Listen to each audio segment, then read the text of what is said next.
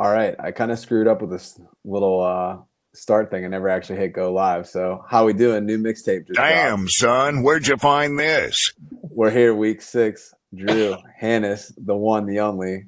Anniversary today, 5 years strong. Can't be a bad day, right?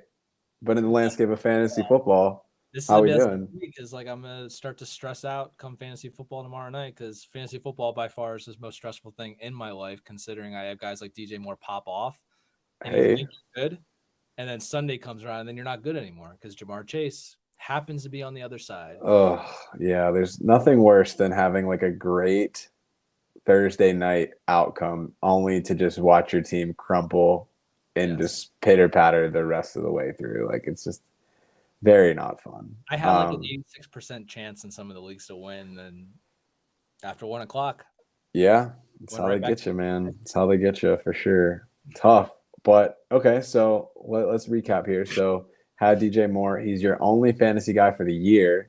Yes. Really coming on strong last couple of weeks. So that's got to feel good. Fishbowl. Last I checked, you're still top 500. Yeah, but that was not. This was my bad week. I lost James Conner to IR. Oof. I lost Anthony Richardson to IR. I have a few guys on a bye this week. This was the first week that I didn't crush the average, so I lost my matchup to a pretty low team. They start CEH this week. No disrespect to my opponent, but it's just like he was in a tough spot. Right. He started CEH, and I lost that matchup and didn't meet the average. So like it was a tough week, and my outlook for Fishbowl is not as good as it was in previous weeks. I didn't get any of the guys on waivers or anything. The cost was too much for how much fab I had. So it's rough. It's rough.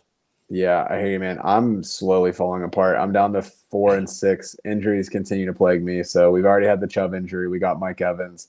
Kenny Pickett, his soul has been injured this whole season. Jalen Waddle. Like you just keep going down the list of my stuff. And I was like, I felt really good, but the threshold, like on average points per game, is like 207 per week. I've been above that. So we're shooting playoffs. Obviously not going to win it. I mean, there's teams every week that are putting up 300 some points. Yeah. It's like, I am not him. Yeah. But you know what? That's all right. It's been a really good experience. Really good meeting people. But yeah, man, let's get into it. Let's let you do your thing. What's happening on the injury front here for us? Looking at week 6. This is a tough week. Tough week for injuries. They're easy to talk about because we have clarity on majority of them, but they're not easy in our feels, in our heart. Like they're bad. I already alluded to James Conner. He has a knee injury, already placed on IR.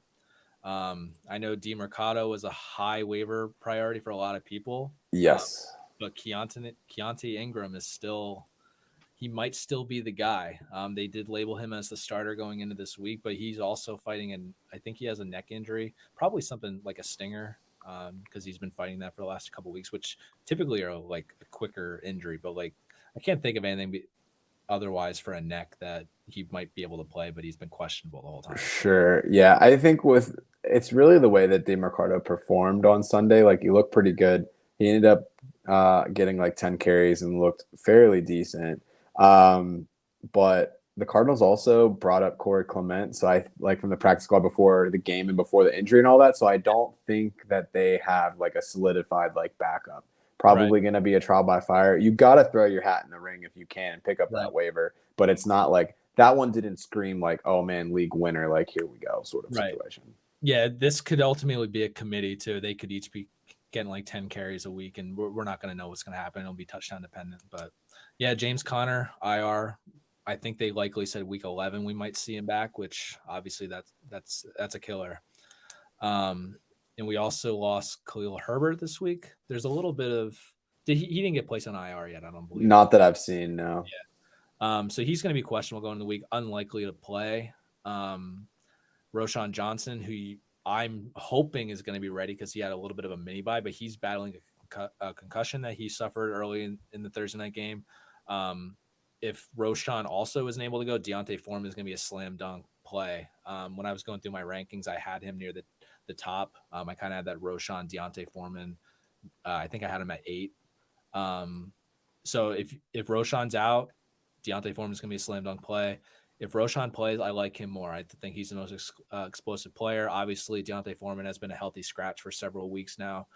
it would be Roshan's job, and you hope that Khalil Herbert never even gets it back at that point, because that's how we feel about Roshan Johnson. To me, that one has a lot more league winner all over it, especially since the Bears offense has come to life in the last couple of weeks. Like, to me, like that, like I think a lot of people were stashing Roshan, but if there's any chance that he wasn't, and maybe he could be bogged down because of the injury, then you could very well see like, hey, like, yeah, you got to go out and get him as soon as you can.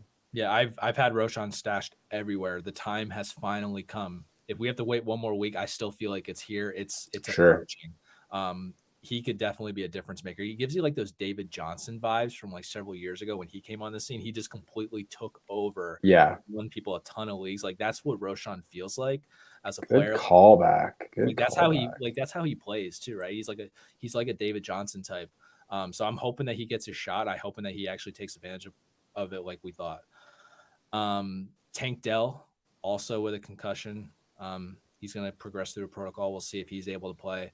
If not, I mean, Nico Collins should be a leading target getter this week, like he's been. So that's good if you're on the fringe, whether or not you want to start him as a flex. Tough matchup this week, but got to just roll with it at that point, I feel like. Yep. Anthony Richardson suffered an AC joint sprain. I think it was a level 3. Yeah, 4 to 8 weeks. Yeah. Yeah, so this one's not ideal either. I mean, I had him on my bench and I was subbing him in against good matchups. So he's going to be a loss. I lost him in Fishbowl. I think that Gardner Minshew is still going to be able to sustain those wide receivers, though. So I still feel pretty good about that. He was able to show the 1 week when he was out with his concussion. They went in there and beat a good team that week. I still feel good about your pass catchers there. But obviously, if you have Anthony Richardson, you got to go find another option.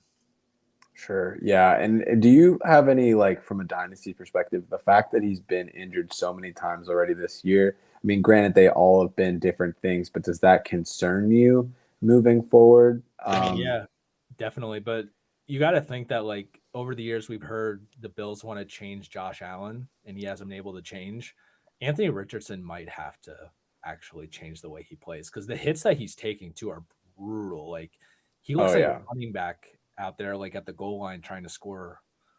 That can't happen. And obviously his touchdown equity is going to decrease when he comes back. I think that they're seeing that, and Jonathan Taylor's going to get a boost in that regard in the long run. Yeah, it is interesting though. I mean, I know I burned myself at the beginning of the year with like Tua, for example. There was a lot of talk like, all right, Tua's 1 injury away. Like, is this something that's sustainable? And so I traded him and I got Bryce Young. So at the beginning of the year, it's like, all right, you're getting the number 1 pick, highly esteemed, Heisman Trophy winner. And like, I hate myself every day that I did that. And it'll probably be fine in the long term. I have a lot of faith in Bryce Young, but it's like, you can only do so much with that. And it's not like it's like, oh, like I keep having the same reoccurring thing with Richardson. Like, it's really been different every single time. He's taking shots. He just really So we'll see, which is funny because, I mean, he didn't really carry the ball a lot when he was at Florida, as athletic as he was. So I don't know if that's just him trying to do too much or what that looks like, but maybe he didn't have to, because I mean, the passing windows are different. The guys are getting way, way open. Like, he doesn't have to go and tuck and run. Sure. Yeah, cool. So before we jump into the next injury, got a couple of questions in the chat. So the first one here from Jairus, welcome to the show. Yo, I got offered Cup for my Jefferson and Montgomery. I feel like I'd be giving up too much because I'm 5-0. So do you want to talk first about the Jefferson injury put on IR today? Do you think he comes back this season? I mean, that's kind of the $1 million question. We don't know how serious it is. But given the state of Minnesota and how bad they could potentially become, if it goes into fire sale mode, is Jefferson maybe done for the year? Yeah. I'm worried about him playing again because they're not winning games. Like, it's not like they're in it at all. The Lions are running away with that division. The Bears look better. I think they're 1-4 now, right? They have 1 win. Yeah. And that was like barely won that one. Yeah. I think that the writing's on the wall here. There's already been talked about Kirk Cousins being traded at the deadline because he's not a free agent at the end of this year. I think that Jefferson coming back it's slim. It's 50-50 at this point. Week 11 is probably the earliest I think that they said he could return. I don't know when their bye week is, though, how that impacts that. Let me see. I can find out for you. But like, they're going to continue to lose games. They are. They're not a good team. Their defense is terrible, and they're not going to be able to outlast these shootout games anymore without the top weapon. Week 13. Yeah. So think about like how teams operate. Okay, say they continue to lose. They have 3 wins come that point. Why would they bring them back before the bye? You're already looking at week 14 right there. And that's when we're heading into the fantasy playoffs. Guys get ramped up too. So if he does come back, are you going to feel comfortable with playing him? And he might be on a limited snap count because he's still trying to get work back from the injury. Because hamstrings are those things that are just going to keep lingering. Like Deontay Johnson's going to come back in week 7. Like there's still a little bit of concern that it could just flare up. Same thing with Cooper Kupp, even though he looked great. Hamstrings just come out of nowhere like that. Just one wrong step and you get a little bit of tightness. So they're not going to bring him back on that long of a hiatus and give him the full snap count that he's been going. Right. Okay. It's concerning. No, yeah, it's definitely tough. I'm trying to look and see if he's even on. He's also in a contract dispute right now. So will he want to come back at that point? Yeah, so I'm looking at the peaked in high school trade value chart. So Jefferson has plummeted down to like a score of 29. So that's in the categories of like Mike Evans, Breece Hall, Sam Laporta. Cooper Kupp jumped. They've pretty much swapped spots. So Cooper Kupp jumped 43 spots. Justin Jefferson down 45. So if you're giving up Justin Jefferson with a 29, and then we got, let's see here. So David Montgomery's at a 39. So that's what, 68. I would say you're overpaying. I would say that like I would want more back if I was going to be getting just Cooper Kupp. So to me, I think it's a good move, but I would want a little bit something back or giving up a lesser running back to do that. So that's kind of how I would look at that, Jers. Sweet. One more question from the chat. Who would you guys keep for the season, Algier or Gus Edwards? Yeah, this is tough. It seems like the Ravens have a different back every week. 2 weeks ago, we thought Gus Edwards would have a big week coming up against Steelers, but it seemed like Justice Hill got more of the run based on the snaps. But Algier, to me, unless Bijan goes down, I don't think that he has any relevancy at all. So that's what makes this so difficult. I probably would just for that reason. I mean, like, I think Algier, we know that if he gets the opportunity, like it's going to take an injury to happen. Yeah. Like Gus Edwards could take that backfield from Baltimore at any point and like hasn't been able to.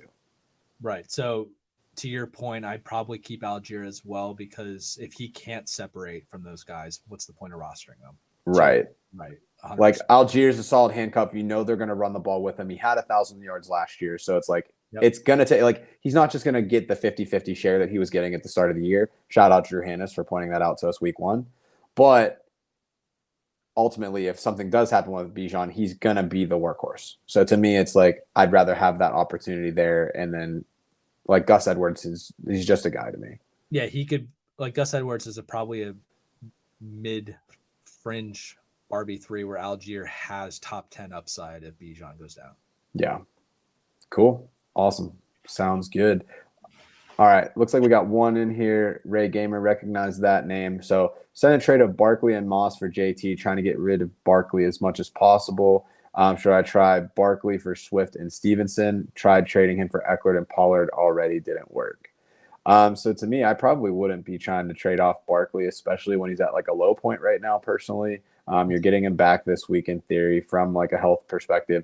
JT has been banged up all off season. Ramondre hasn't really been great, and Swift has been Mr. Glass for like their last couple of years. So it's like you're taking like a broken player and trading for like a random potentially broken player. Obviously, if you could upgrade to Eckler, obviously something that I would be interested in. Tony Pollard, like I don't see anybody moving from him despite like the tough outing that he had against San Francisco, but everyone's just been getting throttled by San Francisco. If you look at what San Francisco and Miami, like it seems like they're on a crash course for like the Super Bowl at this point. Like those two teams just look electric, at least from the offensive side. Defensively, Miami has a little bit more work to do, but San Francisco looks absolutely incredible.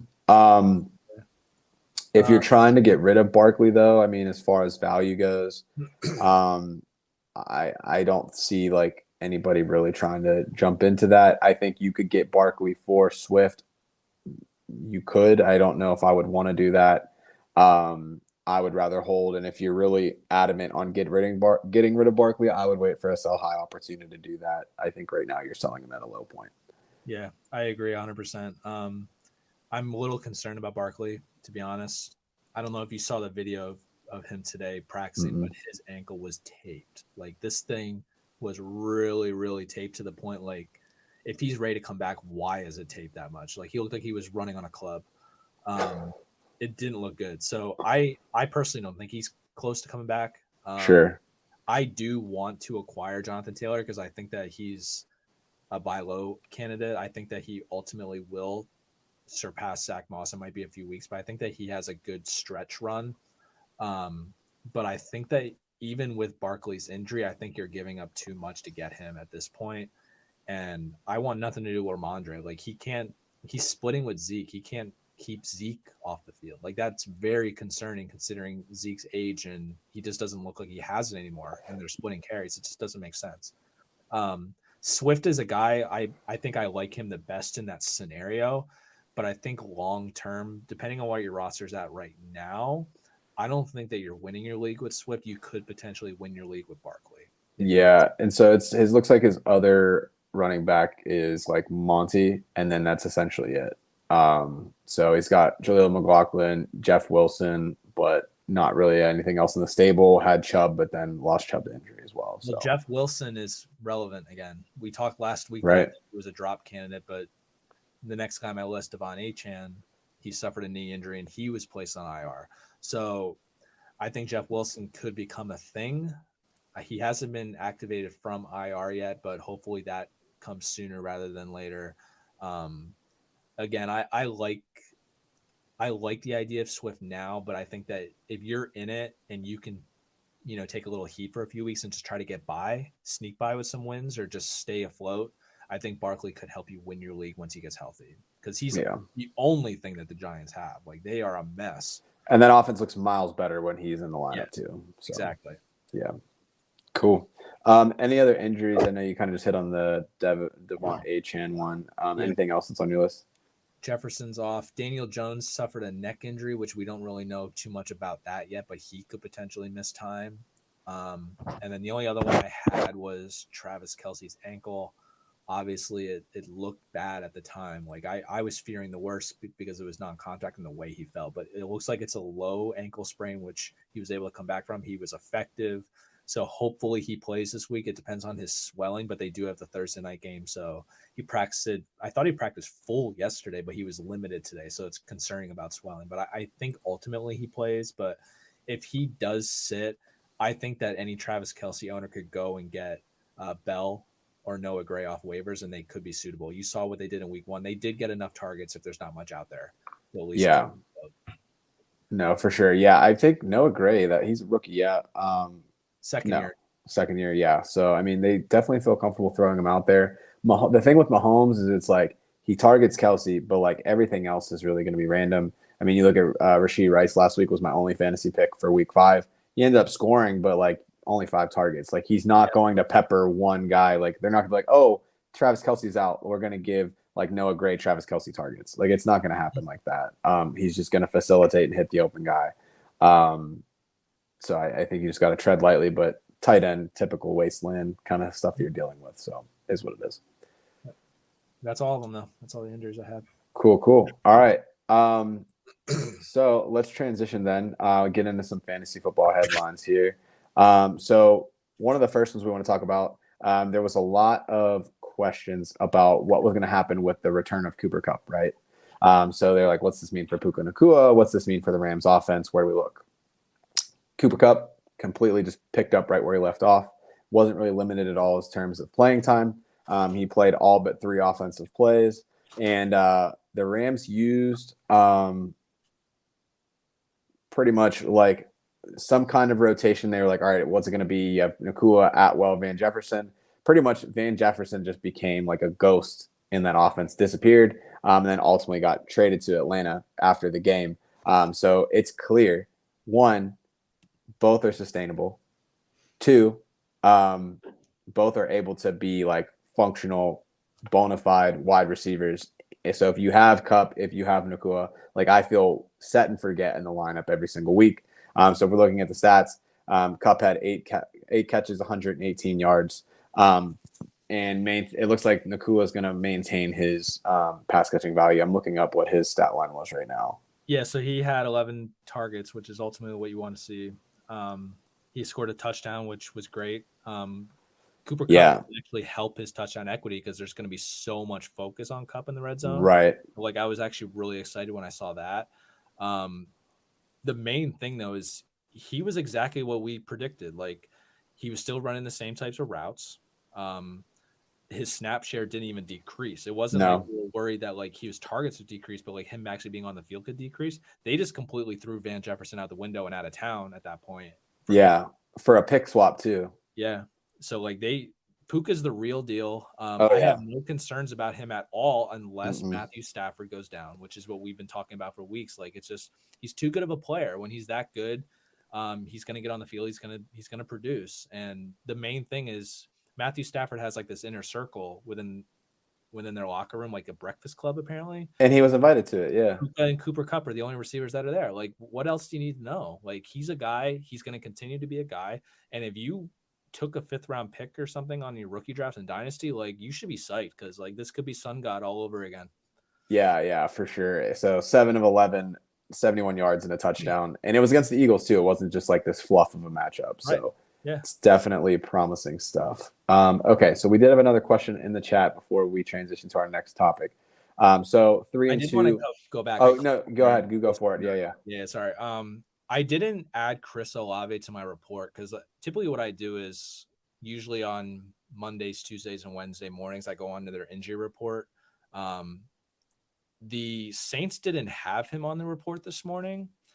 So the fact that he was limited today with the toe injury, I'm not concerned about it. I think that maybe he just, like could be a vet day and they just threw it down. He maybe had a little bit of a turf toe injury, but like he's practicing still. So I'm not really concerned considering he wasn't on the report yesterday or Monday when I looked at it. So I think that he's fine, but you never know. Like maybe the injury happened in practice and that's why I'm missing it, but there's not too much buzz that they're, worried about it at this point. Sure. Yeah. And it looks like he was a limited participant in practice today. Right. So we'll see how that goes. Okay. So back to the question at hand. 3 and 2 offered Kyron and Jerome Ford for Justin Jefferson. By the way, I still can't believe that you snagged Ford in Dynasty.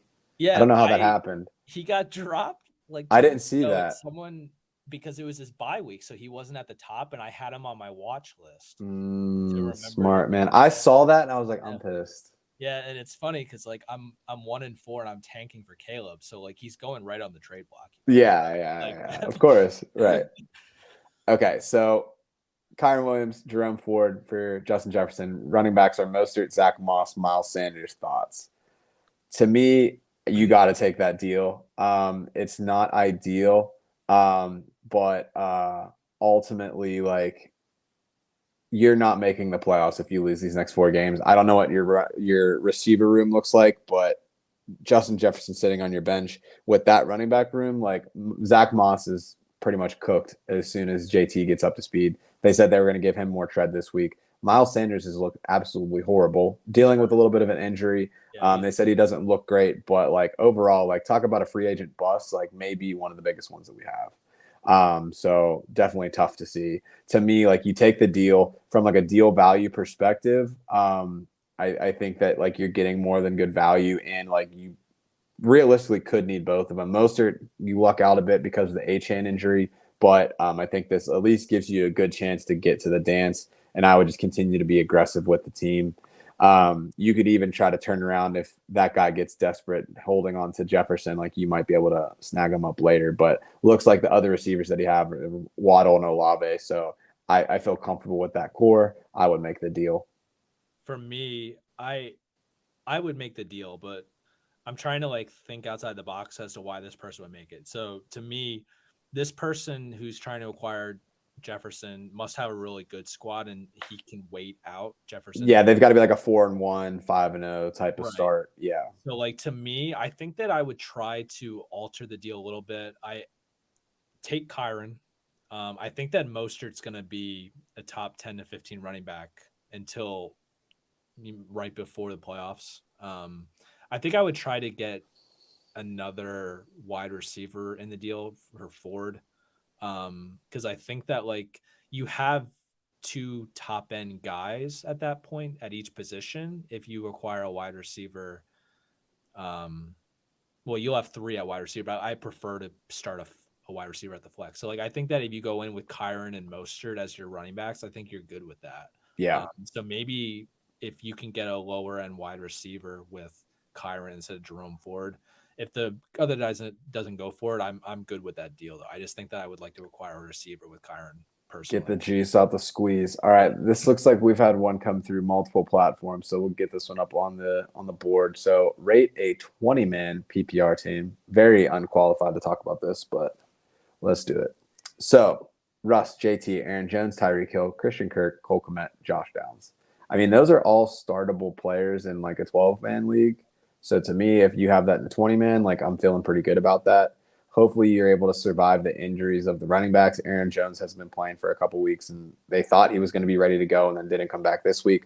Obviously, JT hasn't really done anything yet this season. So I think moving forward, it looks pretty good.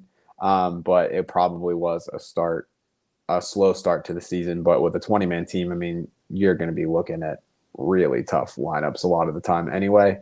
So I'm going to give this one BB plus. I imagine that you're probably like, well, we have 5 weeks in. I'm going to say this one's like a 2-3, maybe a 1-4 situation, hoping to rebound.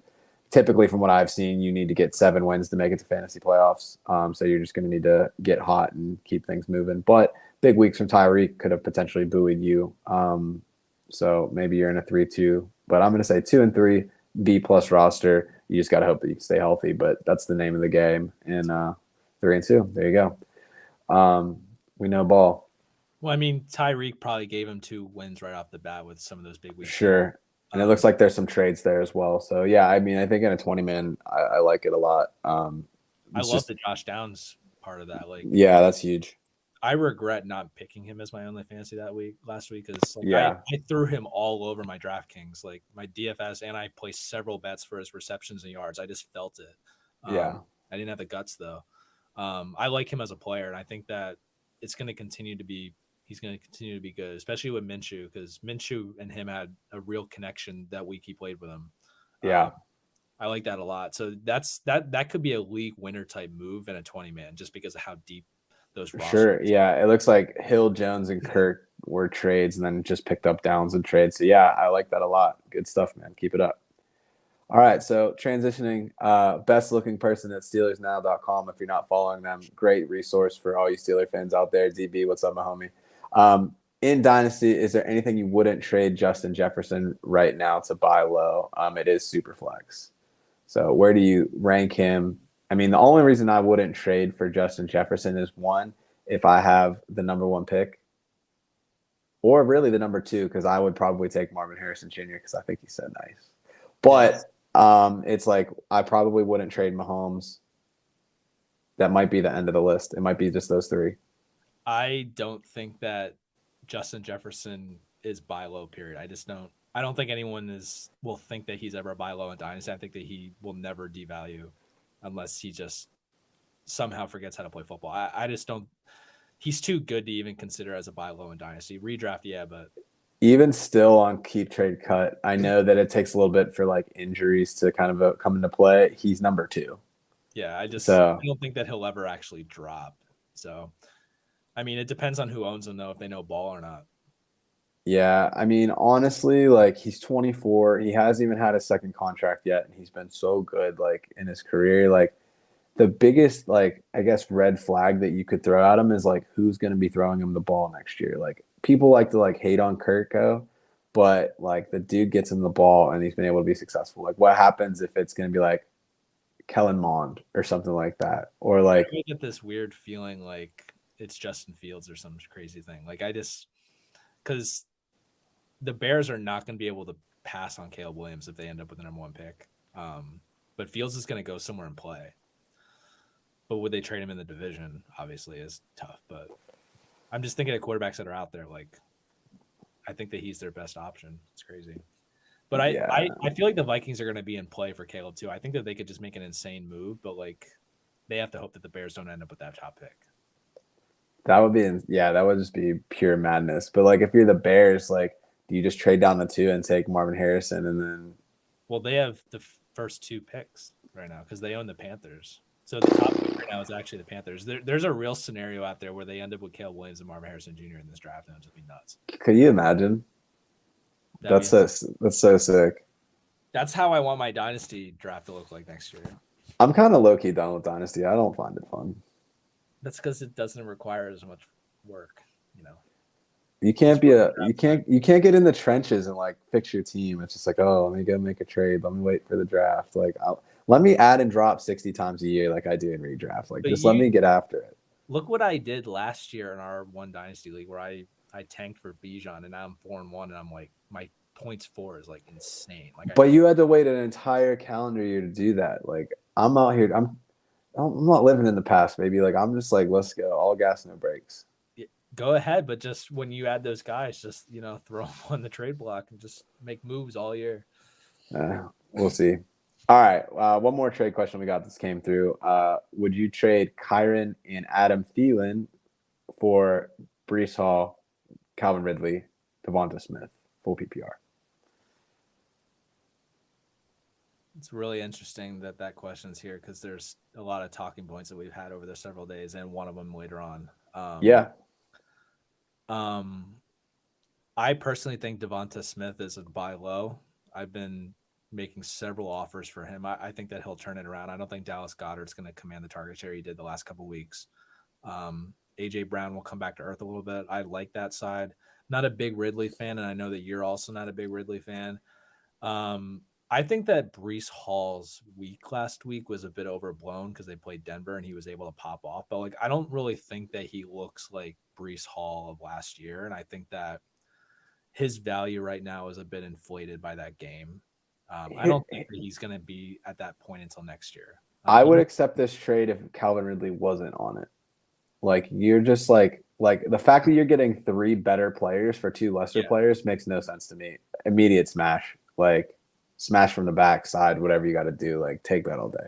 So which side is he, right? Like, it said for Hall, Ridley, Smith, so I'm assuming you're getting those 3 back. I really like Kyren Williams this year because of the amount of carries he's getting. Last week was kind of fluky for me because the Eagles' rush defense is way more stout than their secondary. Yeah, I mean, that line is unreal. Yeah, so I mean, I like Thielen though too. Like, it's crazy because like you think about how old he is, but we'll get into this later. But I like him. I mean, the right side you're getting, Hall and Smith could really be a wash with Kyren and Thielen. I probably do it too because I think you're getting 3 starters to 2. Yeah, it's there's no doubt about it. And the Carolina's just bad. Like, who knows? Like, but that's why I think that he's a good fantasy option because I just think they're going to be in garbage all year. True. Cool. All right, so we've been in headlines for quite a bit. Let's talk real briefly about the Bengals. So kind of had like what we expected the Bengals to be like performance last week. Jamar Chase absolutely dominated, especially without T. Higgins. Set a career high in receptions with 15. Wasn't even in the top 2 for like receiving yards for him, but he had 3 touchdowns. So that was pretty sweet, unless you were playing him. Yeah. Less than ideal. But I guess my question for you is, now that they're heading into the next week, like, do you feel like the Bengals are back? Do you feel like that was like a fluke performance? Like, where do you see them trending? Yeah, this was actually tough for me to really think about because I saw Joe Burrow scramble for like a 7-yard rush, and he looked like he was moving better than I thought he would. So like, that's encouraging. But let's really like take a second and just look at who they played. They played the Cardinals. Like, the Cardinals have been playing over their heads. Like, we all know it. It's no disrespect to the Cardinals. They were trying to tank. Like, we're not dumb. So I need to see it again. And the thing is, they have Seattle this week in the bye, but then they have the Niners and the Bills. Okay. If they're going to come out and play the way I have in previous years and contend with those 2 teams, we're going to know quick. And I'm not there yet until I see it with those 2 teams.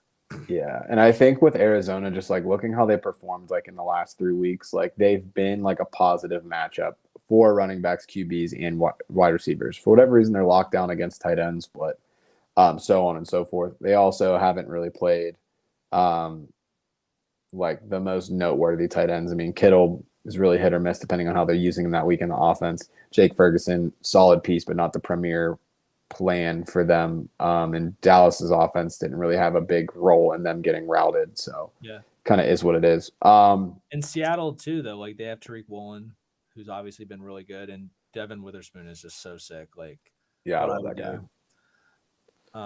So like we'll see it this week if they're for real or not. Yeah, I think the only one that I would feel comfortable starting against like San Francisco would be like Jamar Chase. Like I feel like I have to have him in my lineup. Like I would be looking for options for Burrow and for Joe Mixon for sure. But I could see Chase even getting shut down a little bit. But yeah, I think it's a wait and see. Obviously a positive sign for the Bengals, but not ready to just be like, oh yeah, they're back, set it and forget it kind of thing. But definitely encouraging. They needed that big time. But cool, man. It's itchy thumb season. Let's do some fantasy football Tinder. So if you haven't been with us before, we do something every week. It's called Fantasy Football Tinder, where we are going to take a look at some different topics across the league and kind of decide like how we feel about it. So to give you an example of what this might look like, let's throw our dear old friend Zachary Smith on the screen. So if you follow Zach on Instagram, Twitter /X, whatever you want to call it, everybody would know that. Is Zach a grow master? Obvious answer is yes. Me and Drew would both swipe right on that. Haven't been able to personally experience it, but I get to experience it virtually, which is almost all the fun without the calories. For those people that are vegan or don't like to eat good food, might swipe left and say no. So we'll post this stuff on Twitter if you want to get involved, so you can swipe on the different topics of the day. But the first one that we are going to take a look at is hot topic of recent, Adam Thielen. So Adam Thielen really kind of having a resurgence this year after being cut for about $6 million from the Minnesota Vikings. So Drew, Adam Thielen's been balling. We talked about him in the revenge game for Minnesota. He had another great game last week. Are you hooked on a Thielen, my friend? I kind of alluded to it already with that last question, but I'm in. I just don't think you can be out on him because of the amount of targets he's getting, first of all.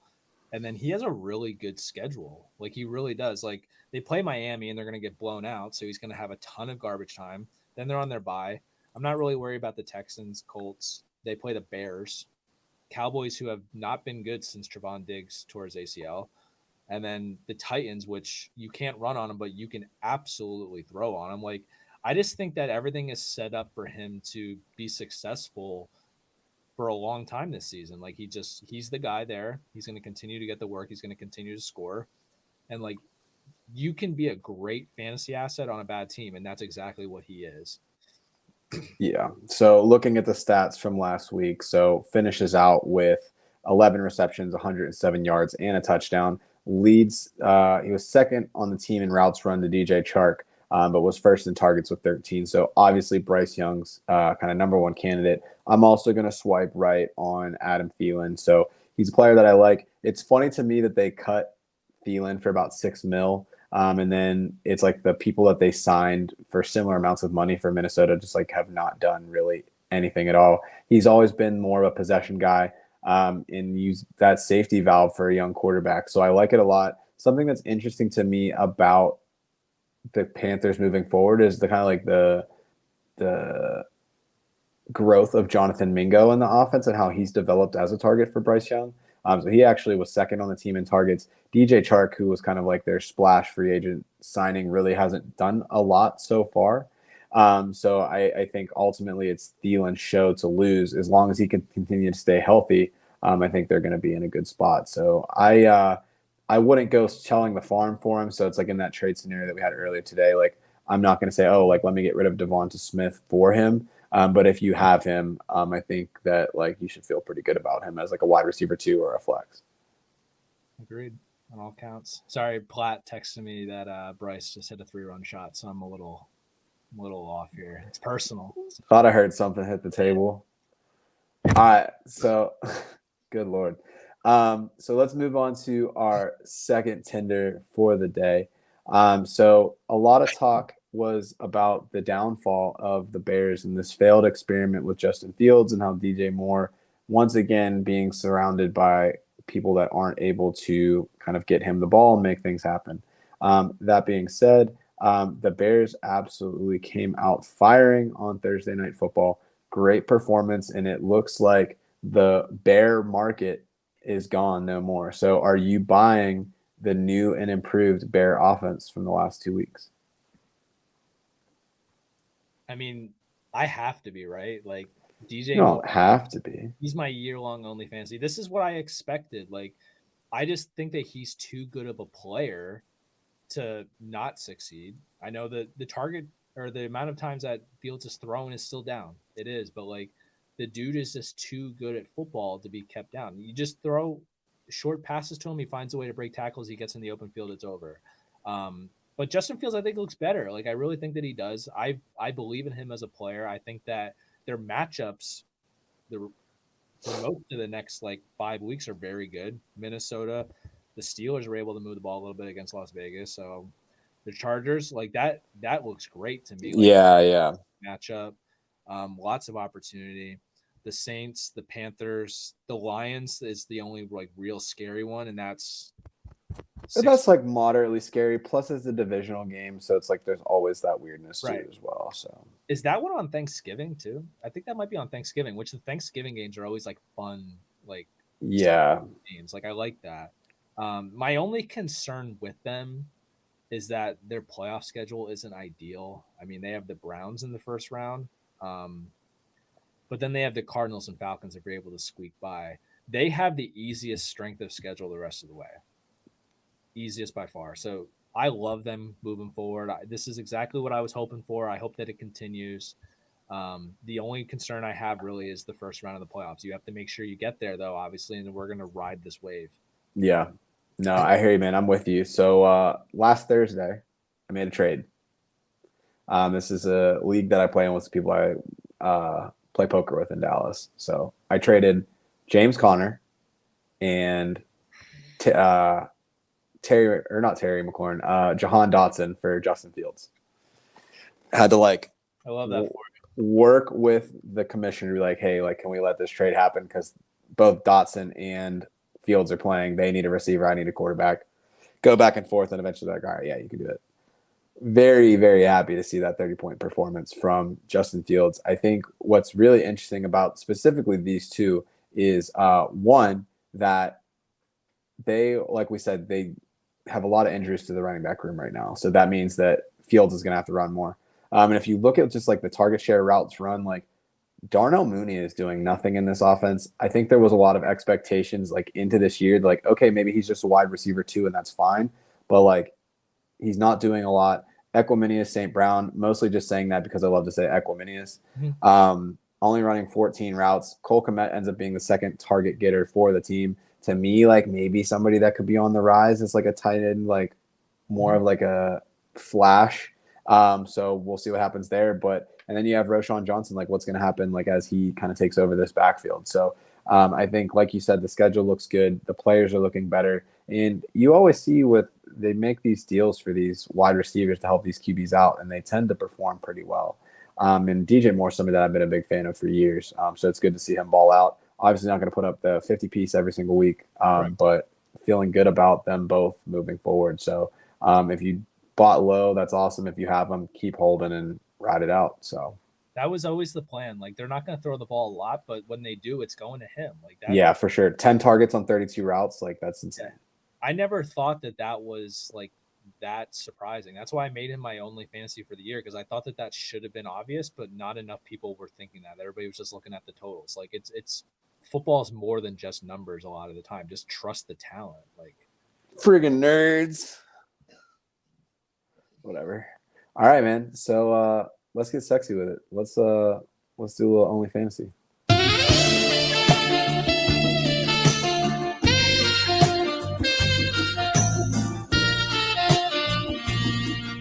So the best part about this is that's the only amount of time that I need, like for my anniversary, to get things done. So you might have to loop it a couple times, but hey, to each their own. So let's start and kind of review where we landed last week with our OnlyFantasy performances from week 5. So we both will give an emoji review on how our players did. So I guess I can kick things off and get things started. So Rashee Rice, 4 catches on 5 targets, 33 yards and a touchdown. I was fine with the performance, especially because he wasn't really on anyone's radar for the week. But I do feel like there was a lot of meat left on the bone, so that's why I went with that emoji. I don't even know what that is. Is that like a ham? Like I don't really know. But I felt like I was like, all right, like I got a little taste, but it left me wanting more. It looks raw. And then I guess, right? Yeah, and then you want to talk about Zach Wilson a little bit? Yeah, I mean, we've talked about this. I've been getting way too cute with my picks, honestly. You really want the home run so bad. Breece Hall was such an obvious pick, and I told you that before, but I was like, that's just too. It just felt like too obvious. Yeah. Like I'm just gonna go with something a little more sexier. That's what we're trying to do here, right? And Zach Wilson he fell back to earth. He was a guy again. Like, I mean, they won the football game, and Nathaniel Hackett got the last laugh, and he was super psyched on the sideline. But like, he didn't. Oh man, yeah. So I hope that you didn't trust me and my QB. I think I had him QB9 ranking last week, and you didn't start Zach Wilson because it didn't work out. Yeah. Who would start an underrated quarterback on an important game week? Like no one would ever play Davis Mills over Jared Goff in a playoff game. That sounds familiar. That was me. That was me. Wasn't me. We can get into it this week. That's all right. Okay, so looking at week 6, Drew, you get one name only. OnlyFantasy week 6. Who's your guy? So I wanted to go with Roschon Johnson or Deontay Foreman, but like it's Wednesday, we don't know if Roschon's going to play. So I pivoted out of that and just went to another guy. Same matchup. I decided to go with KJ Osborne. The reason why I'm going with KJ Osborne, obviously Justin Jefferson's out. I think that this is going to be a high-scoring game because I do think that the Bears are going to put up points with the way that they're playing. For sure. So I think that KJ Osborne, Jordan Addison, TJ Hawkinson, obviously you pointed that out earlier this week because I just was not giving him the respect that he deserved. They're all going to eat. But the reason why I took Osborne is because I feel like he's the forgotten guy and everybody's just going to go to the big name and Addison's going to go off. But like if you look at the numbers throughout the year, their targets have been about the same. But Osborne's been the guy that's been on the field the most during that time. So he outsnapped him Addison week 1, 58-36. Week 2, he outsnapped him 56-40. Week 3, 76-58. Week 4, 40-28. And then week 5, 64-54. So, I mean, week 5 when Jefferson went down, obviously Addison was on the field more. But Osborne's consistently been the guy on the field. And I don't want him to just be ignored because I think that they're both going to eat, but I don't think people are going to start Osborne not realizing what he potentially could be this week, especially in this matchup.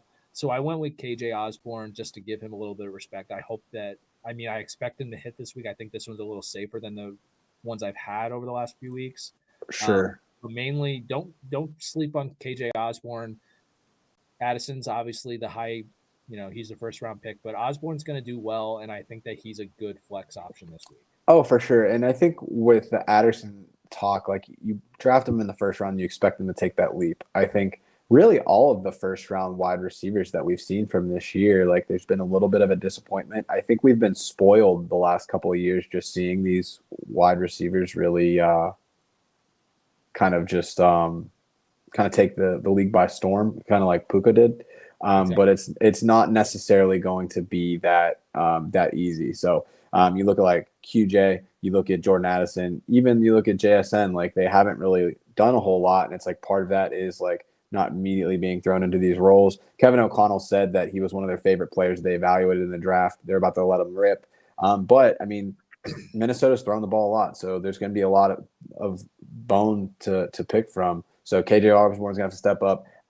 Hawkinson's going to have to step up as well. I mean, it's really going to take a team effort. And for a team that can't stop a nosebleed right now, like I would take any of them as a dart throw for sure. Exactly. And I do want to add one more thing. It's not KJ Osborne related, but it's Vikings related. I don't think that Alexander Madison's a guy. I really don't.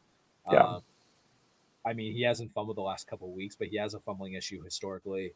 And Cam Akers is eating into the snaps. They're almost at 50%. And I do think in the long run, we're looking at a Cam Akers, end of season playoff run where he's just going to take over teams. So if you have the space on your roster, especially if you have IR slots, because a lot of these players that you would normally start are going down, and you can throw them in the IR. I think that Cam Akers is a guy that should be considered rostered than in more leagues than he is. Because I really believe that he's going to take over that backfield at some point because I think that he's Alexander Madison. Gets me every time. But yeah, man, I think this is gonna be a good week for you. So I'm feeling good about that. All right, so OnlyFantasy. I came out of the year hot. I've had some like lukewarm games as of late. I'm feeling good about this one.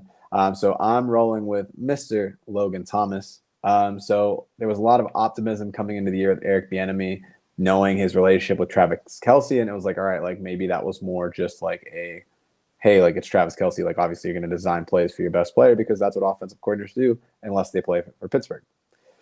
So you look at week one. So he saw 8 targets, but 4 for 43. He had a touchdown week 2, got concussed week 3, he got concussed in week 2 and then missed week 3. Week 4 already back to 80% snap share. If you look at what he did in week 5, so big game, he went 11 targets, 9 receptions for 77 yards and a touchdown. And I don't think that's changing. I really thought that they were going to rely more on McLaurin and Dotson, but it just hasn't shaped out that way. And then the big tipping point for me, Atlanta, they're giving up 20.3 points per game, 2 tight ends in full PPR. They've played Houston. Nothing really too crazy there. I mean, they made like the big offseason acquisition for Dalton Schultz, but really hasn't done a lot except for last week. Jacksonville, Evan Ingram, and then they played Detroit and had the Sam Laporta experience. So I think that Logan Thomas can feed into that, continue to keep that momentum going, because Atlanta's been pretty stout against running backs, and then AJ Terrell is also locked down against wide receivers. So it's like that immediately is going to probably eliminate McLaurin. So it's like Dotson, Logan Thomas. They haven't really been targeting Dotson, so give me Thomas all day. So that's what we're thinking. Yeah, and special shout out to Joe. He's been on Logan Thomas for years, dude. Like, if the ACL injury doesn't happen, I think Joe would have been one of the first that would have been like, this is the top 5 tight end if he hasn't for several years. Like, you were one of the first, and he's legit. Like, he's a great player, and he's being targeted. So, like, I love this pick for you this week. It's taking me back to my roots. Yeah. First year of around the 412 Fantasy Football Show. Hell yeah, man. I've definitely picked him before as an OnlyFantasy player, I think. Yeah. So definitely excited about it. But cool. All right, so let's wrap this thing up real quick. So thanks again, everybody in the chat. A lot of good questions this week. If you're not following us on the following platforms, please give us a follow, like, subscribe, do whatever it is that you do, so you don't miss on any of the content, whether it's from our personal Twitter handles, JOEFRK or Drew Hannes. At Twitter, you can follow us at 412FF Show. So AT412FF Show. YouTube, Twitch are at Around the 412 for both of those. We also have a link tree that's at Around the 412. So for any of your sort of streaming podcast platforms, you can find us there. But that being said, hell of a time with you as always, Drew. Go find your wife. Tell her I love her. Hope y'all have a great anniversary. Everybody on the thing. Hope y'all have a fantastic week, and let's get some dubs, man. So we'll catch y'all on the next one. And go Phillies. I know this is a Pittsburgh podcast, but like, come on, it's my Red October. We got to rep it a little bit. Gross. I'm ending this.